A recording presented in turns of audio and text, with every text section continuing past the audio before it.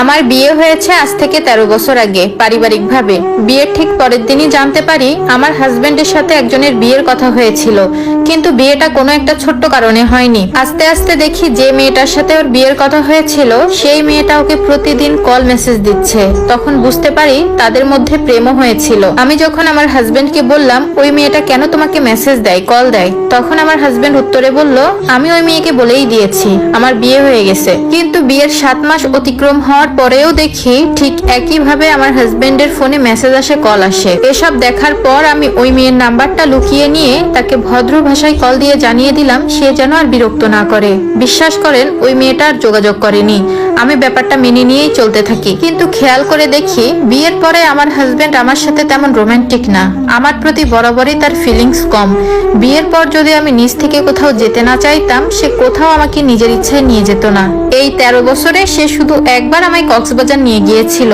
ভরণ পোষণ কিছুই দিত না, কারণ আমি জব করতাম। তার একটা বাজে অভ্যাস ছিল, কোনো কারণ ছাড়াই মাঝে মাঝে কথা বলা বন্ধ করে দিত। আর তার সাথে দুর্ব্যবহার তো আছেই। যাই হোক, এসব অসহ্য যন্ত্রণা সহ্য করেই আমি তার সাথে ছিলাম, কারণ বিয়ের 1 বছরের মধ্যে আমাদের একটা বেবি হয়ে যায়। যাই হোক, সব কাহিনী বলতে গেলে এখন বিশাল একটা বই লেখা হয়ে যাবে, যার প্রতিটা পাতায় শুধু আমাকে দেওয়া অসহ্য রকমের মানসিক যন্ত্রণা আর অবহেলা ছাড়া কিছুই পাবেন না। আমি এখন জব করি না, আর আমাদের এখন 2টা বেবি। ঠিক 2 বছর আগে ঘটনাক্রমে ওর ফেসবুক মেসেঞ্জারে তার সেই আগের গার্লফ্রেন্ড, মানে যার সাথে বিয়ে হওয়ার কথা ছিল, তার সাথে কিছু ঘনিষ্ঠ মেসেজ আমি দেখে ফেলি, যেগুলো আসলে মুখে বলাও সম্ভব না। আমি তাদের এসব কথাবার্তা সহ্য করতে না পেরে সাথে সাথে মেয়েটাকে কল দিই। মেয়েটা আমার কাছে মাফ চায় এবং অনুতপ্ত বোধ করে এবং বলে আমার হাজবেন্ড সবসময় তাকে নক করে, কিন্তু আমার স্বামী ব্যাপারটা খুব স্বাভাবিকভাবে নেয়। মেয়েটা আরো জানায় বিগত কয়েক বছর ধরে তাদের সাথে যোগাযোগ হচ্ছে, তাও আমার বাবা যখন মারা গিয়েছিল সেই সময় থেকে। আমি তখন খুব ভেঙে পড়েছিলাম, আর এই সুযোগটাই আমার হাজবেন্ড তখন কাজে লাগিয়েছে। আমার হাজবেন্ড নাকি তাকে পাগলের মতো ভালোবাসে, তাই মাঝে মধ্যেই তাকে নক করে। কথা বলা ছাড়া সে থাকতে পারে না। এরকম হাজারো কথা, হাজারো উদাহরণ মেয়েটা আমাকে দিল। আর এসব কেন করেছো এই কথা আমি আমার হাজবেন্ডকে জিজ্ঞাসা করায় সে আমাকে উল্টো জোর গলায় বলে আমি কেন তার হয়ে সাফাইগিরি করতেছি, তার যা ইচ্ছা তাই করবে, সে কাউকে মানে না, এমনকি তার বাবা মাকেও না।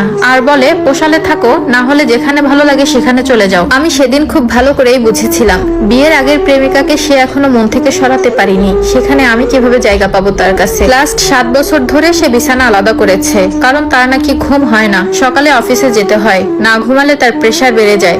তার পরিচিত সবাই নাকি আলাদা ঘুমায়। আমার বাবা নেই, আমি এখন জব করি না, তার উপর আমার ছোট 2টা বাচ্চা। আমি এইসব কথা শ্বশুর বাড়িতে জানিয়েছি, বাবার বাড়িতেও জানিয়েছি। তারা শুধু বলে মানিয়ে নিতে, বাচ্চাদের জন্য হলেও সংসারটা করতে। আমার খুব কাছের বন্ধু যারা আমার ব্যাপারে জানে, তারা আমার এই কঠিন অবস্থা দেখে বলে যে পরিমাণ মানসিক যন্ত্রণা আর অপরাধ করেছে তোর স্বামী তোর সাথে, এখন যদি তুই পরকীয়াও করিস তাহলে তোর কোনো দোষ হবে না। কিন্তু পরকীয়ার মতো জঘন্য কাজ করা, তা আমার পরিবারের শিক্ষার সাথে যায় না। আর এভাবেই এত মানসিক অত্যাচারের ভেতর দিয়ে আমি 13টা বছর কাটিয়েছি। কিন্তু আজকাল আর আমি এসব নিতে পারতেছি না। কথায় কথায় দোষ ধরে, তার কথার উপরে কোনো কথা বলা যাবে না, এসব আমার সহ্যের বাইরে চলে গেছে। সেদিন তার মুখের উপর একটা কথা বলাতে সে আমার ছোট বাচ্চাটার সামনেই আমাকে মেরে ফেলতে এসেছিল। তার চোখে মুখে আমার প্রতি এত ক্ষোভ, এত ঘৃণা আমি আগে কখনো দেখিনি। আমি সেদিন শুধু অবাক হয়ে তাকিয়েছিলাম তার দিকে। কথা বলার শক্তি আমি হারিয়ে ফেলি। আমি তাকে কোনো গালাগালি করি নাই, এমনকি অকথ্য ভাষায় কিছু বলিও নাই। তার সাথে কিছুই হয়নি, শুধু তার কথার পিঠে আমি একটা সাধারণ কথা বলি, আর তাতেই আমাকে মেরে ফেলতে এসেছিল। আমার এখন আর সহ্য হচ্ছে না, দম বন্ধ লাগে। কিন্তু বাচ্চাগুলোর দিকে তাকিয়ে নিজেকে বোঝাচ্ছি, আমার মন বলছে আমি তাকে ডিভোর্স দিয়ে দিই। আর এ ব্যাপারে আমি আমার শ্বশুরের সাথে কথা বলেছি। আমার শ্বশুর অনেক ভালো, সেও আমাকে বলে ধৈর্য ধরতে। আমরা এক ছাদের নিচেই আছি, কিন্তু সেপারেশনে। আমার 2টা বাচ্চা, সে ঠিক মতো খোঁজ খবর নেয় না। আমার আর এসব সহ্য হচ্ছে না। আমার খুব ভয় হয় ডিভোর্সের পরের জীবন নিয়ে। ইদানিং আমার কিছুই ভালো লাগে না। মানুষ আত্মহত্যা করে কেন জানেন? একাকিত্বের জন্য। আমি তাও পারছি না। আমার 2টা সন্তান আছে। আমার স্বামী দিনের পর দিন এখন সেই মেয়ের সাথে কথা বলে, একই ছাদের নিচে এবং আমার সামনে। এগুলো দেখতে দেখতে এখন আমার সহ্য হয়ে গেছে। আমারও তার প্রতি এখন কোনো ফিলিংস কাজ করে না। আচ্ছা আপু, আমি কি তাকে ডিভোর্স দিব, নাকি 2টা বাচ্চার মুখের দিকে তাকিয়ে হলেও সংসার করে যাব? প্লিজ বলবেন। হ্যালো এভরিওয়ান, আসসালামু আলাইকুম। এত সময় যে স্টোরিটা শুনলেন এটা কিন্তু আমার লাইফের সাথে কোনো সম্পৃক্ত না, যেহেতু আমাকে অনেক আপু স্টোরি লিখে পাঠায়, সো আমি চেষ্টা করি সেখান থেকে কালেক্ট করে আপনাদের কাছে শেয়ার করার জন্য। এমন পরকীয়ায় লিপ্ত স্বামী কোনো মেয়ের ভাগ্যে যেন না জুটে। আর যার কপালে জুটেছে সেই জানে সংসার জীবন কতটা কষ্টের।